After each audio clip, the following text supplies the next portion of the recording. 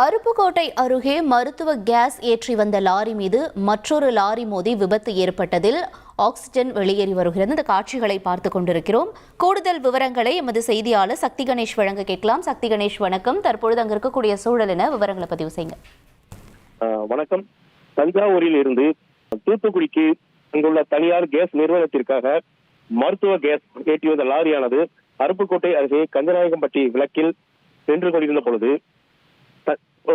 கொல்கத்தாவில் இருந்து தூத்துக்குடிக்கு பனை ஓலை பொருட்கள், கைவினை பொருட்கள் தூத்துக்குடி மூலமா எக்ஸ்போர்ட் பண்றதுக்காக அந்த வழியாக ஒரு கண்டெய்னர் லாரி நின்று கொண்டிருந்த மருத்துவ லாரி அந்த கேஸ் லாரி மீது மோதியதில் அந்த கேஸ் லாரியில் இருந்து கேஸ் லீக் ஆகி வெளியாகி பரபரப்பு ஏற்பட்டு வருகிறது.